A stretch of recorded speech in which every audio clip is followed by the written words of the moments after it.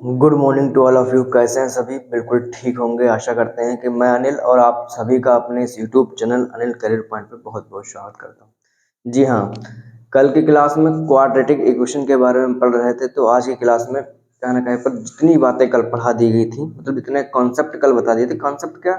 Nature of roots के बारे में और साधारण सी डेफिनेशन क्वाड्रेटिक इक्वेशन की क्या होती है, क्या उसके नियम होते हैं, क्या उसकी प्रॉपर्टीज होती हैं, इन सारी बातों पर चर्चा की थी हमने। आज की क्लास में हम सीखेंगे कि क्वेश्चंस को कैसे करके हैंडल करेंगे अगर नेचर ऑफ रूट पे क्वेश्चंस को पूछे जाते हैं तो। ठीक है, तो पहला प्रश्न हम यहाँ पे लिख रहे हैं, पहला क्वेश्चन हम यहाँ पे लिख रहे हैं, उसमें जानेंगे किस प्रकार से इसके नेचर ऑफ रूट्स पे जो बेस्ड क्वेश्चन है उन्हें हैंडल किया जाता है। पहला प्रश्न हमारे सामने तो नहीं है, पर हम लिखेंगे find the nature of roots 7x² minus का 9x प्लस का 2 इज इक्वल टू 0 है। फाइंड द, क्वेश्चन है क्या? find the nature of roots, find the nature of roots of given equation। Equation कौन सी गिवन है? इक्वेशन हमारे पास जो गिवन है वो है 7x² माइनस का 9x प्लस का 2 is equal to 0। 7x² minus का 9x प्लस का 2 इज इक्वल टू 0, ये इक्वेशन हमारे सामने गिवन है। और इस पे हम आज ये देखेंगे किस प्रकार से इसके नेचर ऑफ रूट्स के बारे में मतलब हम इसमें देखेंगे क्या इसकी कैटेगरी हो सकती है। जो सबसे पहले हम यहाँ से कंपेरिजन करते हैं, बिल्कुल कोई जल्दी नहीं है। ए की वैल्यू कितनी 7 आएगी, बी की वैल्यू कितनी आएगी माइनस का 9 आएगी, सी की वैल्यू कितनी आएगी 2 आएगी। तो ये हमारे पास क्या, ये वैल्यूज आ गई। इससे हमें डी निकालना पड़ेगा। पहले डी कैसे निकालते हैं? b² माइनस 4ac से निकालते हैं। b² 81 हो गया, माइनस लगाएंगे यहाँ पर 4ac, तो 4 7 28, 28 दूनी कितने होते हैं? 28 2 होते हैं 56। तो इसमें से जरा इसे हम जरा सब्ट्रैक्ट करेंगे। 11 में से 6 गए 5, यहाँ में से 7 में से 5 गए 2, 25 जो आया निकल के 25, ये प्लस का आया है। कैसा आया? प्लस का। इसका मतलब ये होता है कि डी कैसा निकल कर आ रहा है? डी ग्रेटर देन 0 निकल रहा है। डी जब भी ग्रेटर देन 0 निकल कर आएगा तो उसका अर्थ ये होगा, उसका अर्थ क्या होगा? डी जब भी ग्रेटर देन 0 निकल कर आएगा तो उसका अर्थ ये होगा कि रूट्स कैसे हैं? रूट्स रियल हैं। रूट्स कैसे हैं? रूट्स रियल हैं एंड अनइक्वल भी हैं। रूट कैसे हैं? रियल हैं एंड अनइक्वल भी हैं। तो ये निकल कर आया। तो इस चीज को हमने यहाँ पर देखा। अब इसके बाद एक क्वेश्चन और उठाते हैं, find the nature of roots of the equation 2x² minus 7x plus 4। एक हमारे पास इक्वेशन और है, find the nature of roots 2x² minus का 7x प्लस का 4। इस प्रकार से हमारे सामने एक इक्वेशन दे रखी है जो कि क्वाड्रेटिक है। क्वाड्रेटिक है, कैसे पहचानेंगे हम? क्वाड्रेटिक है, इसका मतलब है कि इसका जो x² का कोएफिशिएंट है वो 0 भी नहीं है, और डिग्री कितनी है? 1 है। Maximum degree of the expression कितनी है? 1 नहीं सॉरी 2 है। 2 है तभी क्या है? क्वाड्रेटिक है। तो find the nature of the roots 2x² minus 7x plus 4 is equal to 0। यहाँ से d की वैल्यू फाइंड आउट करो। कैसे करोगे? d is equal to b² minus 4ac करके। तो b² माइनस 4ac मतलब 7 का स्क्वायर 49 और माइनस का 4ac, 4 2 8, 8 4 32, और इसे सब्ट्रैक्ट करोगे ना, 9 में से 2 गए 7, 4 में से 3 गए 1। ये डी अगेन कितना आ गया? पॉजिटिव आ गया। इसका मतलब क्या? इसके भी रूट्स कैसे होंगे? डी अगेन कैसा आ गया? डी अगेन पॉजिटिव आ गया। कैसा आ गया? पॉजिटिव आ गया निकल के। अब रूट्स आर इसमें ये देखेंगे इसमें कि कैसा आया, पॉजिटिव आ गया। अब रूट्स कैसे होंगे? रूट्स के बारे में, रूट्स रियल ही होंगे। रूट्स कैसे होंगे? Roots are real. Roots are real. अब एक बात और जानने वाली है, ऑप्शंस में रियल पे बात ही ना करी जा रही हो, ऑप्शन में क्या हो? रियल पे बात ही ना की जा रही हो, तो किस प्रकार से इसे हम हैंडल करेंगे? रैशनल और इरेशनल में बात करें तो डी क्या है? डी एक परफेक्ट स्क्वायर नहीं है ना। डी जब परफेक्ट स्क्वायर नहीं है तो इसके रूट्स कैसे आएंगे? क्योंकि 17 डी जो आ रहा है वो कहना करता है प्राइम नंबर है। प्राइम नंबर रूट्स के अंदर इरेशनल टाइप की चीजें बनाएगा, तो रूट्स कैसे आएंगे? रूट्स डी परफेक्ट स्क्वायर नहीं है। डी इज नॉट, मतलब we can see D is not perfect square. D is not perfect square। d perfect square, d is not perfect square, not perfect square। d perfect square नहीं है। और d जब perfect square नहीं है इसका मतलब क्या है? इसका मतलब यह है कि जो रूट्स होंगे कैसे होंगे? रूट्स जो होंगे वो इरेशनल होंगे। कैसे होंगे? रूट्स आर इरेशनल होंगे। तो ये कुछ बातें हमने यहाँ पर आपको बता दी इस वाली क्लास में, इस वाले क्वेश्चन के साथ में। रूट्स कैसे होंगे? रूट्स इरेशनल होंगे, और रूट्स जब इरेशनल होंगे तो किस प्रकार के आएंगे? निकल के पेयर में आएंगे, निकल के ऐसे आएंगे, निकल के पेयर में रूट्स निकल के आएंगे। तो उसे हम किस प्रकार से हैंडल करेंगे हम अच्छे से जानते हैं। जी हाँ, आगे और देखते हैं कुछ एक दो क्वेश्चंस के लिए, फिर कॉन्सेप्ट पे आते हैं, छोटी छोटी बातों के कॉन्सेप्ट पे आते हैं। देखिएगा, find the nature of roots of the equation. अब find the nature of roots of the equation नया क्वेश्चन है अपने आप में, इसे थोड़ा सा देखते हैं, इसे हटाते हैं पहले।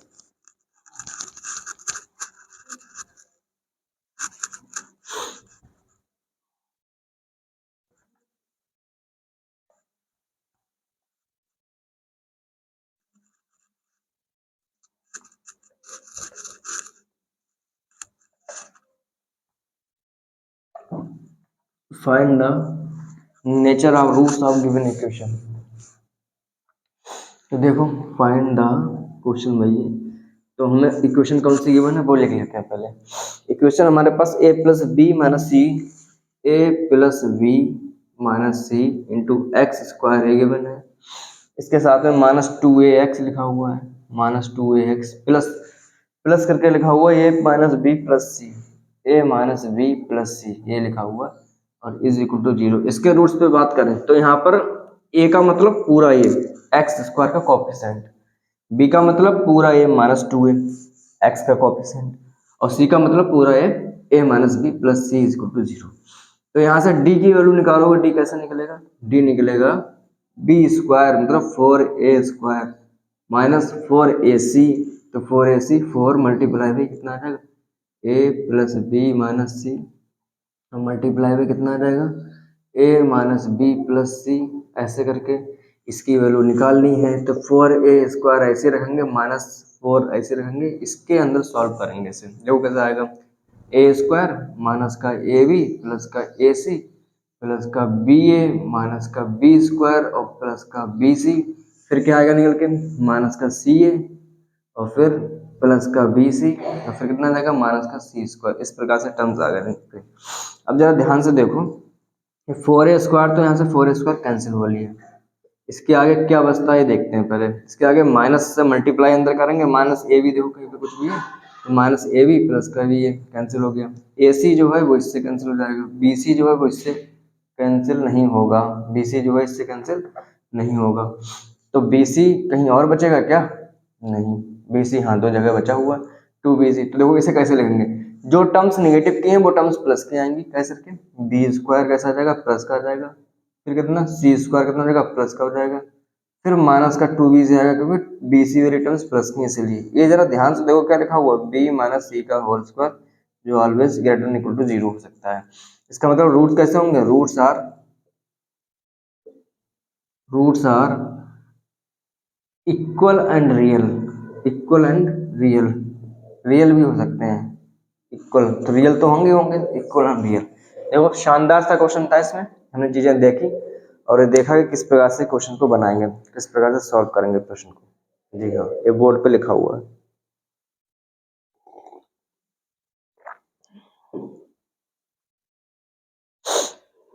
एक दो क्वेश्चन और सॉल्व करते हैं फटाफट, इसे हटाते हैं।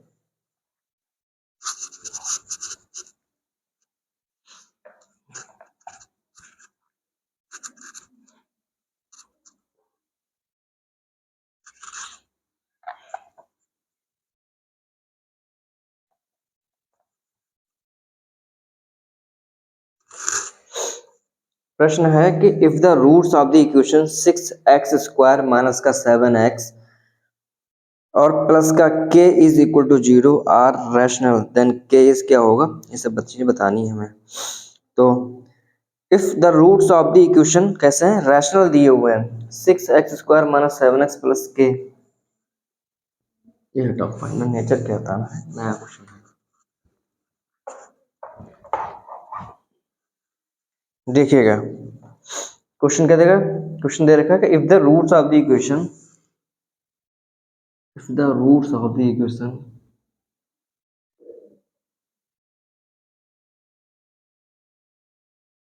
if the roots of the equation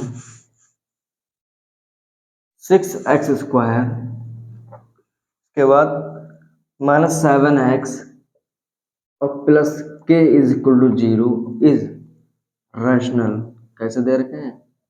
rational दे रखे हैं, is rational. Then k, then k मतलब के की वैल्यू फाइंड आउट करनी है। इस रैशनल देन के तो क्या करना होता है? रैशनल है इसका मतलब डी कैसा होगा? डी ग्रेटर देन जीरो होगा। बस इतनी बात ध्यान रखना। क्या लगाना है हमें? लगाना है 7 का स्क्वायर। 7 का स्क्वायर क्या आएगा निकल के? अच्छा, इसके ऑप्शन भी लिख दे रहे हैं थोड़ी देर के लिए, तो आप उसे ऑप्शन से टाइप करना चाहिए। सी डी, 4 ऑप्शन लिख दिए। 4 ऑप्शन कौन कौन से?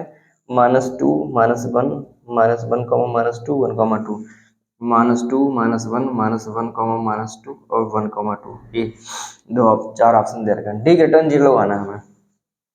लगाओ भाई। डी ग्रेटर देन जीरो मतलब बी स्क्वायर। बी स्क्वायर मतलब कितना? 49 और माइनस का कितना आ जाएगा? 6k। कितना लगाओगे यहाँ पर? Greater than zero, greater than zero लगा दोगे यहाँ पर। सही है। तो 6k लेस देन कितना आ जाएगा? 6k लेस देन 49 आ जाएगा नीचे। के क्या आ जाएगा? k लेस देन 49 अपॉन कितना आ जाएगा? 6 आ जाएगा नीचे। इस प्रकार से चीजें यहाँ पर आ गई निकल के। ठीक, एक 6k कैसे हो गया देखते हैं। 6k तो नहीं होगा भाई। 6k तो उसके बाद मल्टीप्लाई, ये 4 कहाँ गया? 4 यहाँ आएगा 24, यहाँ पर भी 24 आएगा और यहाँ पर भी क्या आएगा? 24 नीचे रखोगे। अब चीजें कुछ देखनी है हमें।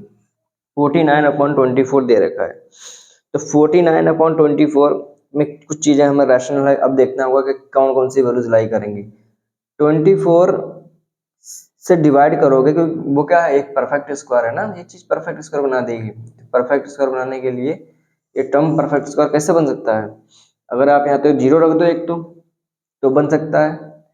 और जैसे ही आपने 9 में से 4 गए 2, 9 में से 4 गए कितने बचे?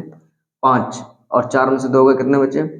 2 बचे, 25। अगर आप यहाँ पर 1 रख दोगे तो ये परफेक्ट स्क्वायर बन जाएगा, क्योंकि डी रैशनल है तो डी कैसा होना चाहिए? परफेक्ट स्क्वायर होना चाहिए। तो 25 वन, वन वाला तो ऑप्शन तो होगा, तो वन इसमें नहीं है। अब चलो एक चीज और देख लेते हैं क्या बन सकता है। अगर हम इसमें के की जगह पे -1 रख दें तो 9 4 13, 4 2 6 और एक साथ नहीं, ये नहीं बन जाएगा। के की जगह पे -1 वाला ऑप्शन सही नहीं होगा। -2 रख देंगे के की जगह पे, क्या बन जाएगा? देखो ध्यान से। -2 रख देंगे तो -2 रखोगे तो यहाँ पर बन जाएगा 48, उसमें से बचेगा एक, एक बचा यहाँ पर। अब एक भी परफेक्ट स्क्वायर होता है और 25 भी होता है, तो 1 भी ठीक है, 2 भी ठीक है। -2 रख दो प्लस 1 भी ठीक है, 2 भी ठीक है भैया। देखो ये ध्यान से दिखाएं आपके लिए, ये टर्म परफेक्ट स्क्वायर होनी चाहिए थी पर है नहीं अभी, दिख नहीं रही है। पर देखेगी, देखो 49 के की जगह पे जरा वैल्यू रखो, के की जगह पे वैल्यू रखोगे 24 मल्टीप्लाई बाई 1, तो 49 माइनस कितना आ जाएगा? 25, 24 कितना बचेगा? 25। ये अपने आप में परफेक्ट स्क्वायर होता है नंबर। इसका मतलब के की वैल्यू 1 तो सही है, 1 हो सकती है।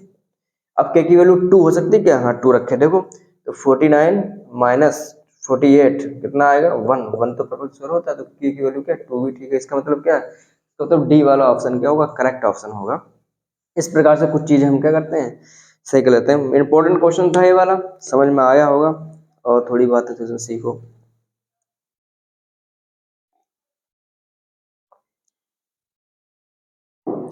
ये क्वेश्चन और करा रहे हैं अभी, ये रस्मिंग वगैरह डाला तो समझ में आएंगी चीजें। If the roots of the quadratic equation ax square plus केवल x plus b is equal to 0 is real, and then find the nature of roots x square minus 4 root ab x plus 1, बताना हमें क्या होगा।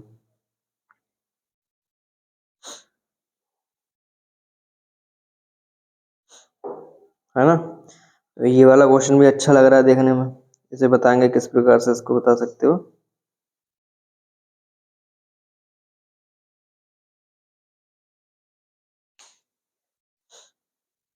किस प्रकार से इस question को हैंडल करेंगे ये देखते हैं। देखो जरा, क्वेश्चन दे रखा है, अच्छा क्वेश्चन है अपने हम।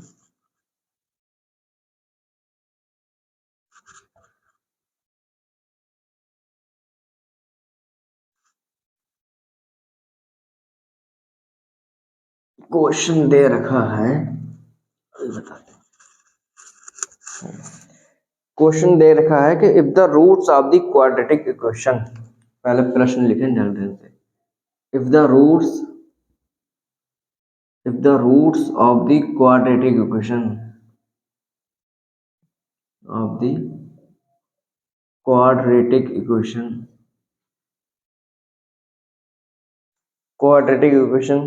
ax square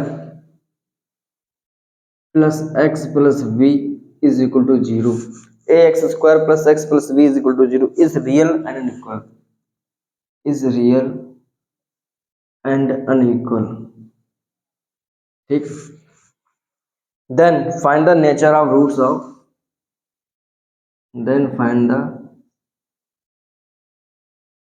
nature of roots of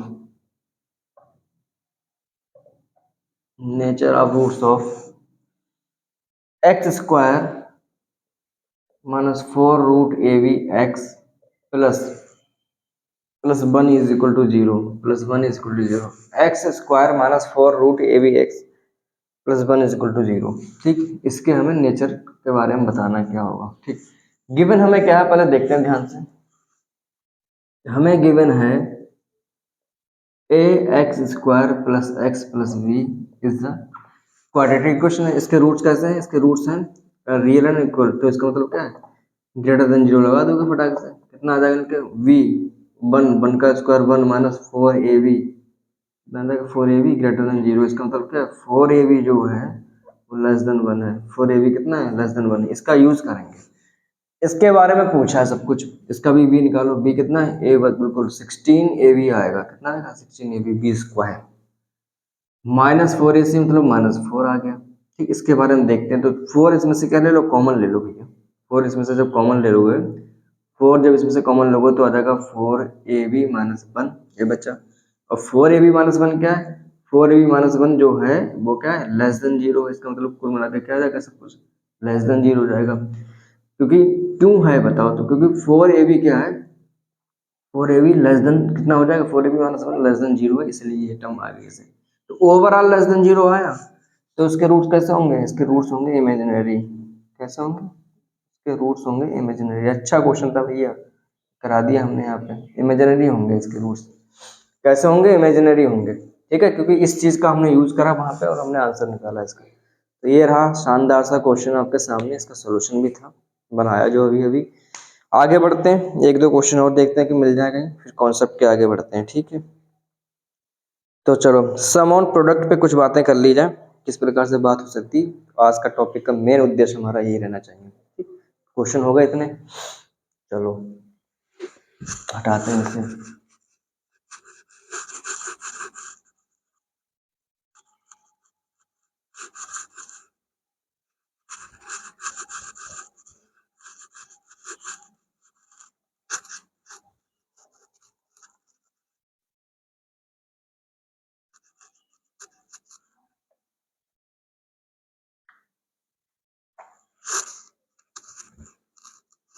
लिखते हैं.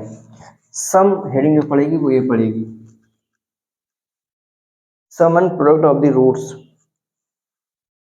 सम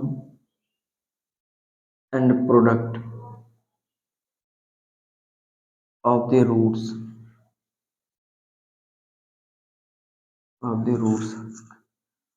उसकी क्या मैकेनिज्म होती है वो चीजें यहाँ पे देखेंगे.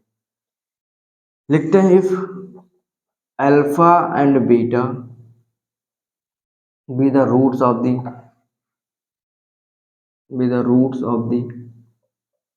quadratic equation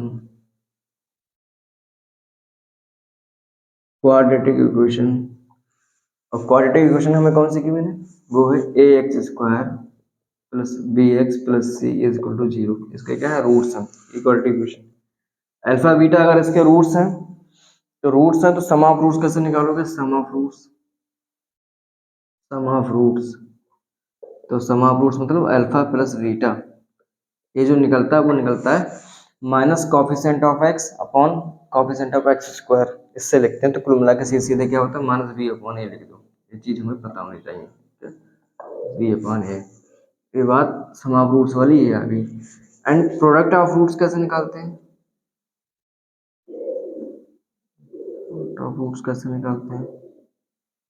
वो निकालते हैं अल्फा इंटू बीटा. कितना आएगा? वो सी अपॉन ए आएगा. Constant term upon coefficient of x square. ये बात यहाँ पे लिख सकते थे. जी हाँ. दोनों से नोट करके कुछ पॉइंट हमें यहाँ पे इंपॉर्टेंट पॉइंट लिख दे रहे हैं। पहला पॉइंट, कभी कभी इसे alpha square plus beta square की वैल्यू आपको फाइंड करनी पड़ेगी। अल्फा स्क्वायर तो इसको ऐसे रिप्लेस कर देंगे, अल्फा प्लस बीटा का होल स्क्वायर माइनस हाँ 2 अल्फा बीटा। सही, इस प्रकार से, क्योंकि हमें इस टर्म की वैल्यू थोड़ी ना पता है, हमें तो इसमें फॉर्मूले पता है, सम ऑफ रूट्स में और प्रोडक्ट ऑफ रूट्स में फॉर्मूले पता है। इस चक्कर में कहीं ना कहीं क्या होगा कि इसकी वैल्यू हम इसमें एक्सप्रेस करके निकाल सकते हैं। दूसरा नोट यहाँ पे लिख दे रहे हैं, क्या है, अगर alpha cube plus beta cube आ जाए निकल के, alpha cube plus beta cube, तो हमें रिप्लेस करना पड़ेगा किससे, अल्फा प्लस बीटा का whole cube, alpha plus beta का होल क्यूब, माइनस वगैरह लगाएंगे, हाँ 3 अल्फा बीटा और ब्रैकेट में क्या आ जाएगा अल्फा प्लस बीटा। इससे हम अगर रिप्लेस कर देंगे तो काम चल जाएगा। हम अल्फा प्लस बीटा का whole cube, alpha plus beta minus 3 alpha beta, और क्या आ जाएगा अल्फा प्लस बीटा आ जाएगा। कभी कभी इस प्रकार से चीजें दे रखी होंगी। तीसरी चीज और भी लिख दो यहाँ पे, alpha upon beta plus beta upon alpha, इस पे कैसे रिप्लेस करेंगे, अल्फा बीटा लेंगे एलसीएम, ऊपर क्या जाएगा अल्फा स्क्वायर बीटा स्क्वायर, इसको रिप्लेस करना हमें पता ही अच्छे से, अल्फा प्लस बीटा का whole square minus 2 alpha beta, नीचे कितना है अल्फा बीटा। इस प्रकार से आप समझ सकते हो। एक बात और डिफरेंस में देखेंगे, डिफरेंस अगर निकालना हुआ करेगा तो किस प्रकार से निकालेंगे, डिफरेंस निकालना हुआ है अल्फा माइनस बीटा का whole square is equal to alpha plus beta का होल स्क्वायर, और कितना आ जाएगा माइनस का 4 अल्फा बीटा। इस प्रकार से आप इस रिलेशन को याद रखना, very very very important relation है, हर जगह काम आता है। ये सम ऑफ रूट्स तुम्हें पता है, प्रोडक्ट ऑफ रूट्स तुम्हें पता है, और आपको कहना कहीं पर वो अल्फा और बीटा की वैल्यू ज्ञात करनी होगी, फाइंड करनी होगी, तो ये दो रिलेशन काम आ जाएंगे, काफी काम आएंगे। जी हाँ, तो आज की क्लास को यहाँ रोकते हैं, कल इस पे बेस्ड क्वेश्चन को कराते हैं और फिर कहीं आगे बढ़ते हैं। जी धन्यवाद।